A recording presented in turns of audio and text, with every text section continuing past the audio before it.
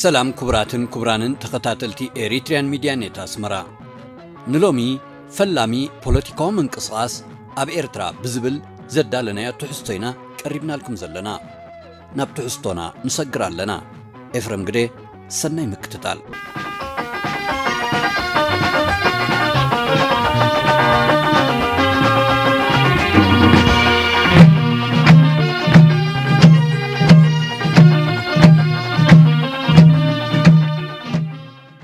إنجليزن أمريكان كابتن كند صلاتيز بإرتران إرترا كم هاجر نخيتقوم زعران جناو الناس بإرترا كبرؤسو زي وردان زلوا قفعنياتات منقستاتين إرترا ناس نتان نخيتركبن منتي جلوباوي استراتيجي إن بمبال نهز بإرترا نبارنت نخود كم فارق أربعتاتن فلما حمساتاتن جميرن أنصار هاجراوي ربحة إرتراو السرحان جناون حجي قبل علي إرتران هزبان تنقل كم فتسام دحر زي بلان زلوا هاجراتين إنجليزن أمريكان أمريت إيرتران كلوا سقطات إيرترا نبربحن بموعلن نسب إيرترا دما بأس جدادن بحيلن مس إثيوبيا كمزت أمبر بمقبارن نقتلت سدت قنان سكياتن زفردا بمخانن إيرتراوي زفولتون كفولتوز جبون تاريخيهم أبجزية من محضر إنجليز أب إيرترا أب كتماتات راح زي كونه انتلا أب قطرات تأميت حركانن سقات بزعبا مساع عدلون بسفحو سريصو نبرم اتزخف اخونتا دما اب قطرات نيرو مجزات طليان بزي كانتهم مستقاومون نربحو زي قلقلون حفاش زبي نخالوت لمداوان مسافنتن شمامنتن بورسي ابزرخبو سلطان يابوتاتهم كقصلون شمامنت بمخان كم قدمهم ابلعلي احواتهم ساطخ فطرون زقف حباب كفتلهم إنجليزون نزي نمكففال عدل زهب أقاتامن لمدن بمستوعال نتقاق مليسو بمقفاح سلطانو خدلدلن نهزبي ستلبت إلو نخجزا بزيادة سريح اللوم أبساحلن معراباوي قولاتاتن كابزبن تاليان زنغلن فتح زي رغبن من العال أمانغو بهيرة تقرز غونو توفارون شماقلن ستوهالو دربتات بزيادة نمقفحان نابربحو نمو علان سرحيم مجزاتي إنجليز أبهرة تجرت راح زي كونه انت لاي أب انداتاتن قبيلاتاتن بن عمر هدن دوان كالوتن كساب مكتتالن مزمات ريتن حدهم زخيد فحفحن باسن كم زجهر جبرام بسنكز دما بزح يوتن نبرتن كم زتفه مصحفين فلاله أب قصاتا السيرات واللام أب كم زخونتات إنها لو دمايم كم شيخ إبراهيم سلطان زعامسلو بلحتي إيرتراوان نشيط أراتات إنجليز بمفلات نتي بلمدز نبره نايل علن تحتن دربتات مالت جزاين تجزاين حماق لمدي أبهرة تجري نخترف بزح زتعارون زتعوتلون أبكبساون كابزي نايمة تحت إرترا زفل لميلا يختلاي نبرن مجزاتي إنجليز أمانغو دك أباتن مأكلاي عليتن تماساسالن بمغنيات مريت نزفتر من السحابات إرتراوان حدهم نخكتاتلو نتصل انفللين يقفحون حوي يركو علون نبرام أبزون نزئكي تكبارات إنجليز نمخلاف كم ولدا مريم زعامسلو لبامات مراحتي نهزبي كالرقاقون كالنقاقحون اجيقوهم سبسبوم بخمزن ود خمزن كا اتي نايمت اخخابن محبرات نايمت ارنافن نهزبي ارترا بزعبها هاقرنت نايمن كاحن تكبارات ببقروب تأتاتوا هزبي ارتراون كسعبومن كم مخروم بزح كم مهارن سلجمره نمجزاتي إنجليز زبدهن خونه مسأ بمسرت الدلاوي مصحفين فلاله تجارلاي ألم سجد تصفاي نأتو ولد مريم بمزرابن كالوت بملكة على محتد كابز الزراربوم بمئكابن أم مصحفو أسفيرو خمزلو تناي فلما محبر فقر هاجر اتبهال كتمسرتن كلا بوليتيكا وعلامة أين بران أم جمار أربعتات طاليان أبتحتي إنجليز بمخان نإرتراوان يقتلون تريتن نبرتن إيرتراوان يزومتون سلز نبرو نزي التقام نايترعان محبر يانيرا اتا بحموش تقنبوج شهنشعات تميتن 41 زقمت محبر فقر هاجر مفها زقرفتو سندات سلزيلة بزعبان اتفتاتان زسالت اتو قدياتن زنقر صحفات ايركبنيوم اتو ولد مريم كم زبول وغن محبر فقر هاجر ناي بوليتيكا محبر اين برتن كمتي بترقاقام استقلصه أم مجمر أربعتات طاليان أبتحت إنجليز كوينوم إرتروان يقتلون يزومتون سلز نبرو نزت تقاوم ناي طرعان محبريا زنبرت أنصارتي فاشيست إيطاليا زتأتاتو عليتاوي أفلالاي أنصار قفعتات برت زيوردو إيطالياوان أنصارتي كاب سلطانهم زي تقنطوطو إيطالياوان أما حدرتي أبلع الهزب زوردو وزنبرو متن زي نورم مقطعتن كفليتن وزته قالسي كم زكارت دما ينقر الله أبتما جمرتا محبر فقر هاجر بربع زخونو مسرت أبالاتيا قيمة كسام وداتا شحنش عتميتنا 43 عامة مرتها بلاخا نتي زتا مسرتة اللو علاماتات إنها تقالست درجة بتر نفتا صنحت حدا قابتي إتا محبر زالسلاسلتو قدات بقاس تسيمو أبالات زنبرو نمم محدار بريطانيا زماخرن زحقزن حدا بيت مخري دك أبات كمز مسرت مقبارين يروم أبلع لزي إرتروان زيقاتات كدانا يلو زخولو ناتهم فولي أبيات فردي كمز قوم أبلع لمقبار قداياتهم بيقباي زسمعلو لعلواي بيت فردون اتمم محدار مسرت اللهم محبر فقر هاجر كاب قنبو شحنش عاتميتنا 4 حدن كساب تكمتي شحنش عاتميتنا 4 سلستن مالت ناستات كلت عامتن فرقانيا سريحة أبز أوانز دما كتر علو زقبا بزح تكبارات من محدار بريطانيا ينيروم سيلفيا بانكرست تتبهال تماقواتيت حبرتي إرتران إثيوبيان مأنت إثيوبيا اختبل نبوزح كابتي شارنتاون عماسن تكبارات نايت من محدار تكالة نيريام نقابلنت نعالت مفللاي ببريطانيا يقتصل كمز نبرن مردا نحدا مرحت تاكسين زنبرو إيطاليوان ستوهبه زوار ملأختي تتكس اتملأختي بمسرت كبسب سلطان بريطانيا ستوهبه تأزاز أبتن تاكسي دكبات مسفار بتبكي زتخلكليوم نزي تأزاز زمتحاس ورقة فقاد مالت لتشنسا زحدك تكباريو زبل نبرم ببوزح مريات مبار فاشيستاو عليتنت كمز نبرو يقتصل نير مالت يوم طرعنا هزبي زقربلو زنبره كال تكبار نايت من محدار نفقادات نقدن عدلا مريتن زملكت نبره بزي مسرت زي من محدار بريطانيا نيطالياوان ناي لاخنا مصان فقادات نقد كهبن كله نيرتراوان كم عبد الله غنافر عبد القادر كبيرا نعاتهم زمسلو قالو دقبات عملكتن مخل قالوها بوزح ززاربه قداي نبره بز خيتوسنه من محدار بريطانيا مريت كاب إرتراوان وسيدو نيطالياوان إن عدلم كله تماساسال عدل نيرتراوان كالكلام كمونغوتي إيطالياوان مريت زتعدلولو بوتاتات بانكرست نعدو وقرا دقرا لبقى كنا حيلا قرعن مراران تتكس بزعبا مقراص أقراب بإيطالياوانن أبلعلي إرتراوان زتعان زنبره كبيت قبرن كارتسنون بزح ترعانات قريب يوم محبر فقر هاجر نزخلو بزقباء تلعلون تتابقلهم كم زنبرت بزح زكات عيمسلن سجر زجن كتكيدايك علتن فقر هاجر مالت فقر إرترا خمس نبره أطول أول دماريم ترايز يكونوا أبتو أوان نا إثيوبيا زنبالة زنبروم إرتراوانون يرقاقز يوم فقر إرترا مالت جن بزيادة فقر ناسنت كفاشيستو إيطاليان بر أبزي ناي فلما أوانات كال زلعالن زتنترن ترقم زوهابو زنبره يمسلن بوليتيكا نايت جزيتي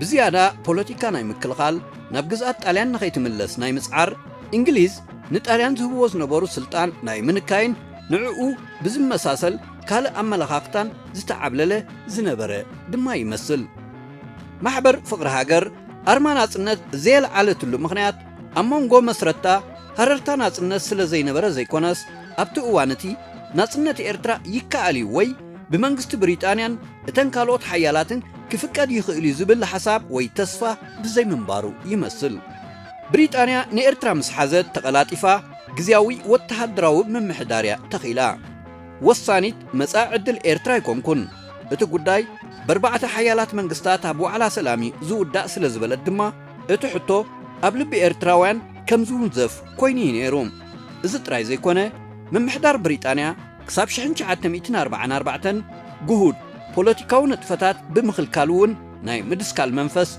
نجيسو زنبره يمثل ازي اتزمثل مخنياتاتيو بحق جن من محدار بريطانيا نيرترا كم حنتي نناصنتن هاجرنتن زي تبقى جزءاتيا تقوصرا زنبرت بقطبا نفساي تخيلنيا زبل بزبن طاليان يكون شعوء بإنجليز بتدقاقامي زنزح زنبره ትንታነን ፕሮፓጋንዳን ንገለ ንናጽነት ክቃለሱ ዝግብኦም ዝነበሩ ኤርትራውያን ዳርጋ ኣእሚንዎምን ተስፋ ኣቑሪጽዎምን ነበረ።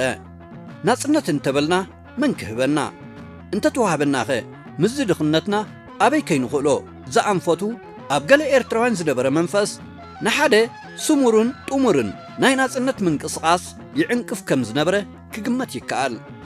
ደጃዝማች ገብረ ዮሃንስ ተስፋ ማርያም ኣብቲ እዋነቲ ካብ ላዕለዎት መራሕቲ ሕብረት ምስ ኢትዮጵያ ዝነበሩ እዮም። ንሶምን ከምኣቶም ዝኣመሰሉ ሕብረት ዝሓተቱ ካልኦት መንእስያትን ናጽነት ዘይሓተትሉ በንጻሩ ፀግዒ ናይ ኢትዮጵያ ዝሓዝሉ ምኽንያት ምስ ምሕራር ኤርትራ ካብ ዝበልዎ እዩ። ቃል ብቓሉ ከም ብበልኩም ናይ ደጃዝማች ገብረ ዮሃንስ ተስፋ ማርያም። እዚ ሎሚ ናጽነት እትብልዎ ዘለኹም ሳላ ክፍኣት ጣልያን ከመይ ገይሩ ሽዑ ከምዚ ዝኣመሰለ ኣተሓሳስባን ሓንጎልን ክነብር ናጽነት ርእስኻ ምኽኣልን ምምሕዳርን ክመጸና ኣይከኣለን። ናይ ተገዛእነት መንፈስዩ ኣብ ሓንጎልና ተቐሪጹ ዝነበረ እቲ ሽዑ ዝነበረና ኣተሓሳስባ ሕብረት ዝብል ይኹን ናጽነት ዝብል ይኹን ካልእ ዝብል ናይ ጽልኢ ስምዒት ደኣ እምበር ዝኾነ ሰብ ኣዕሚቑ ሓሲቡ ዝገበሮይ ክበሃል ኣይከኣልን። በዚ ግብፂ ናተይ ትብል፣ በዚ ጣልያን ናተይ ትብል፣ በዚ ድማ እንግሊዝ ፖለቲክኡ ገይሩ ክፈላለየና ምስ በለ እቲ ምርጫና ኮይኑ ዝረኸብናዮ ምስ ኢትዮጵያ ምሕባር እዩ በሉ ድሕሪ ናጽነት።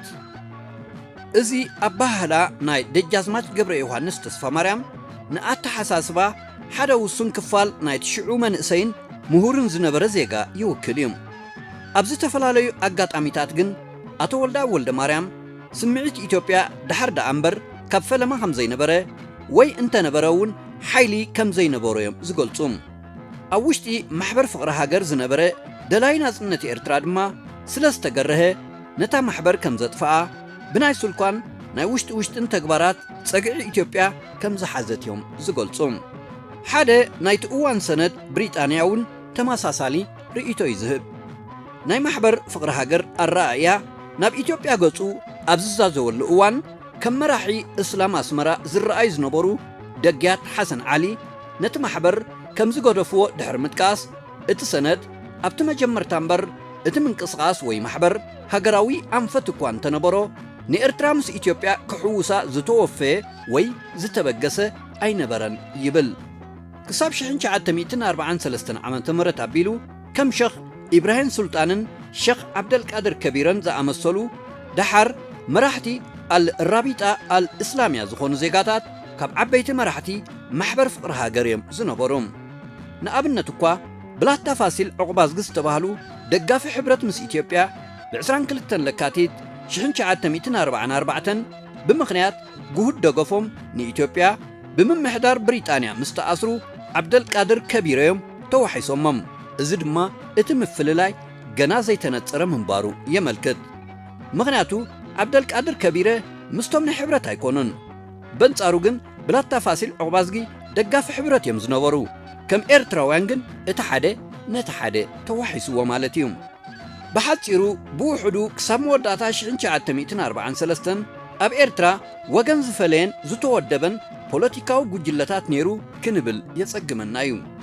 ማሕበር ፍቕሪ ሃገር እውን ኣብ ልዕሊ ህዝቢ ጸብለል ዝበለት ማሕበር ናይ ጉዱሳት ዜጋታት ካብ ምዃን ክትሓልፍ ኣይከኣለትን። ነፍሲ ወከፍ ነታ ማሕበር ዝመርሕ ዝነበረ ሰብ ናይ ገዛእ ርእሱ ጽልዋን ህዝባዊ ሰዓብነትን ዝነበሮ እዩ።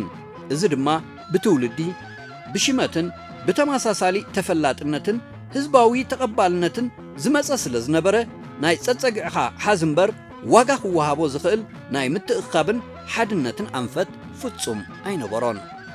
ብኻልእ ኣዘራርባ እተን ክሳብ 1944 ዓ.ም ዝነበራ ቀዳሞት 3 ዓመታት ምምሕዳር ብሪጣንያ ንናጽነት ኤርትራ ዝኸውን ፖለቲካዊ መንጸፍ ዘይተነጽፈለን ምንባርን ክንግንዘብ ንኽእል ኢና።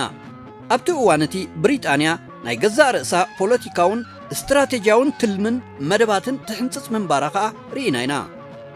እታ ቀንዲ ነዚ ዘይንጹርን ዝተሓዋወሰን ፖለቲካዊ ኩነታት ኤርትራ ዝኸሰበቱሉ ግን መንግስቲ ኢትዮጵያ ጥራሕ ኮነት። በየናይ ኣገባብያ ግን ነዚ ዕድል እዚ ክትረክብ ዝኸኣለት። ድሕርዛ ሙዚቃ ተኸታተሉ።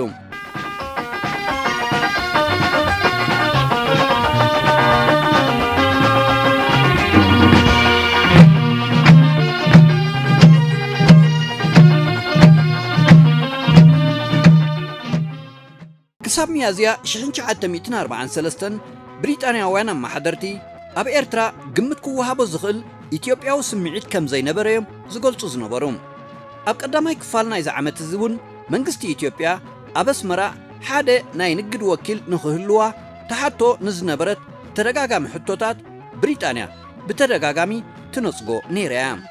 ቅድሚኡ ዝነበረ ዓመት እውን ኣልጋ ወራሽ ኢትዮጵያ ኣስመራ ንኽበጽሕ ንዘቕረቦ ሕቶ ቅቡል ኣይነበረን።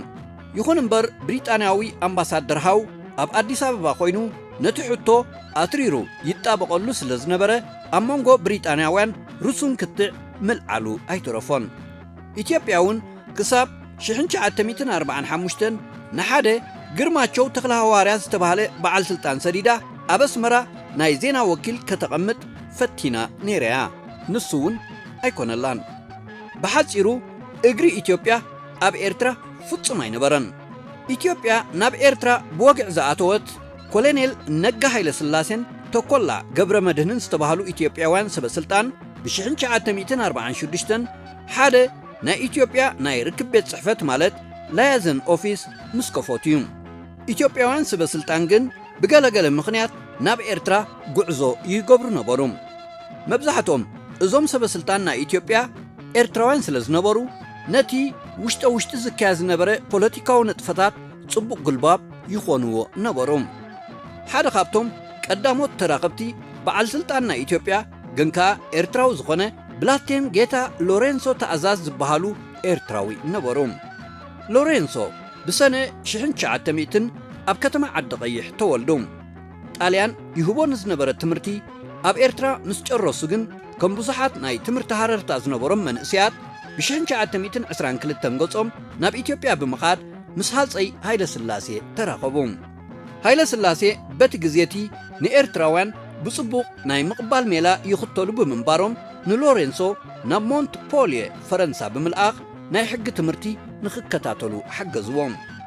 ሎሬንሶ ካብ ፈረንሳ ምስ ተመልሱ ሓደ ካብቶም ሃይለ ስላሴ ኣዝዮም ዝኣምንዎምን ዝተኣማመኑሎምን ሰበስልጣን መንግስቶም ብምዃን ኣብ ዝተፈላለየ ክብ ዝበለ ሓላፍነታት ናይ ኢትዮጵያ ኣገልገሉ። ጣልያን ኢትዮጵያ ወሪሩ ምስ ሓዘ ሎሬንሶ ምስ ሃይለ ስላሴ ተሰደዱ እሞ ዳርጋ ንብሙሉ ናይቶም ንጉስ ሕጋዊ ክትዓት ኣብ ኣህጉራዊ መጋበያን ምስ መንግስታት ዓለምን ሓንፀጽሎምን ተማጎትሎምን። ኣብዚ ናይ ሃይለ ስላሴ ናይ ስደት እዋን ማለት ካብ 1938 ክሳብ 1940 ኣብ ዝነበረ ግዜ ሎሬንሶ ካብ ኣውሮጳ ብመገዲ ሱዳን ናብ ኢትዮጵያ ሰሊኾም ብምእታው ምስቶም ኣንጻር ጣልያን ዓጢቖም ዝነበሩ ሓርበኛታት ኢትዮጵያ ብምርኻብን ምስኣቶም ንኣስታት ሓደ ዓመት ብምጽናሕን ቀጻልነት ስልጣን ሃይለ ስላሴ ንኽረጋገጽ ዓብዪ ኣበርክቶ ዝገበሩ ኤርትራዊ ሰብ ነበሩ። ኣብዚ ዑደቶም እዚ ምስቶም ንጣልያን እናራሕርሑ ምስ ሓርበኛታት ኢትዮጵያ ዝቃለሱ ዝነበሩ ኤርትራውያን ብምርኻብ እውን ናይ ሕብረት ምስ ኢትዮጵያ ስብከት ይገብሩ ከም ዝነበሩ ይንገረሎም እዩ። ኤርትራ ኢትዮጵያዊት እያ ዝብል ሓሳባት ኣብ ኣእምሮ እንግሊዛውያን ይኹን ገለ ኤርትራውያን ንኽሰርጽ ካብ ዝኽኣሉ ሓደ ሎሬንሶ ምንባሮም እውን ይዝምቶ እዩ። ኤርትራን ኢትዮጵያን ካብ ጣልያን ድሕሪ ምልቃቐን ማለት ኣብ ምጅማር ኣርባዕታት እውን ሎሬንሶ ኣስመራ እናመፁ ምስ ገለ ናብ ኢትዮጵያ ገጾም ዝዘዝቡ ዝነበሩ ኤርትራውያን ካብ ዝራኸቡ ሰበስልጣን ሓደ እዮም ዝነበሩ። ናይ ሽዑ ሰባት ከም ዘዘንትውዎ ሎሬንሶ ይኹኑ ሃፀይ ሃይለ ስላሴ ነቲ እንግሊዝ ዘስምዖ ዝነበረ ንኤርትራ ናይ ምምቃል ሓሳባት እውን እንተኾነ ኣብዚ እዋን እዚ ዝቃወሙ ኣይነበሩን። ሎሬንሶ ኣብ ቤተ መንግስቲ ሃይለ ስላሴ ሰፊሕ ስልጣንን ተሰማዕነትን ስለ ዝነበሮም ሚዛኖም ቀሊል ኣይነበረን።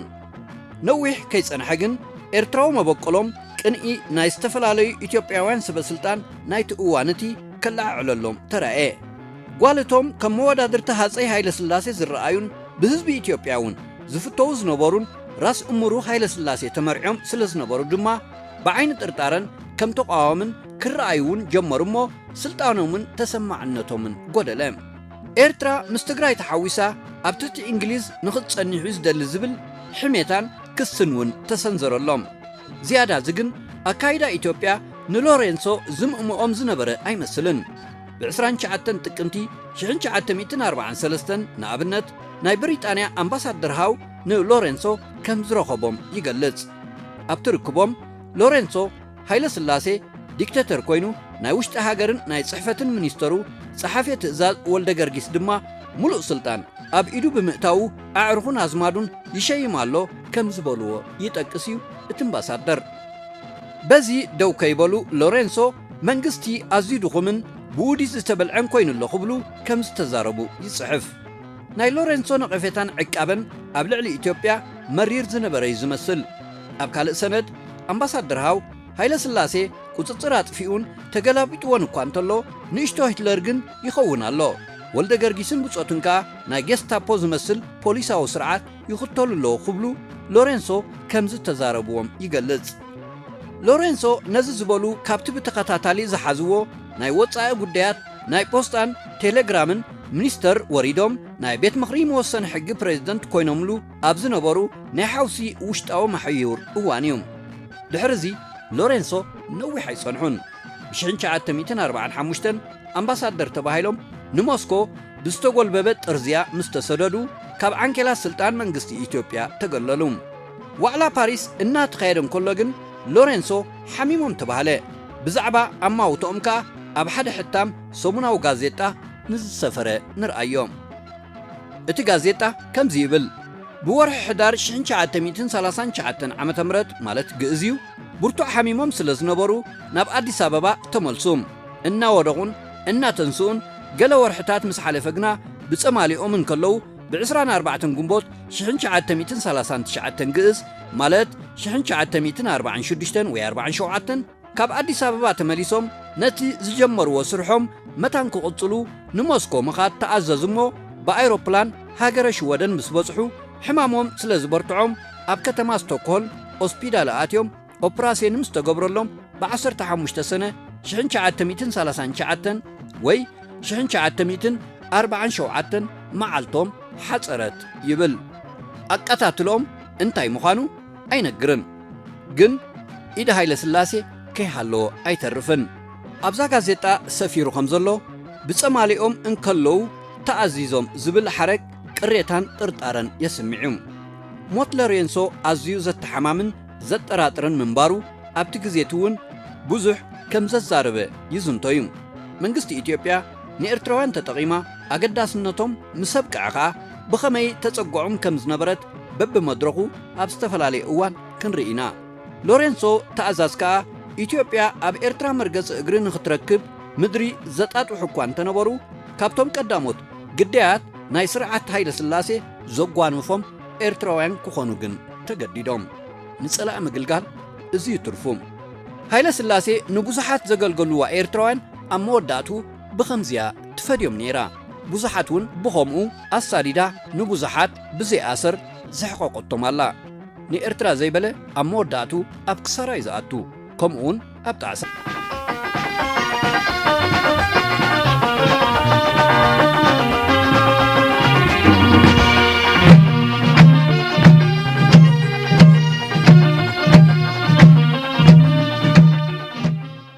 ክቡራትን ክቡራንን ተኸታተልቲ ኤሪትርያን ሚድያ ኔት ኣስመራ ናይ ሎሚ ትሕዝቶና ኣብዚ ተዛዚሙሎ። ካልእ ግዜ ተመሳሳሊ ትሕዝቶ ሒዝናልኩም ክንቀርብ ኢና። በቢ ዘለና ሰሰናዩ ንኹላትና ዘለዓለማዊ ዝኽሪ ንሰማዕታትና ዓወትና ሓፋሽ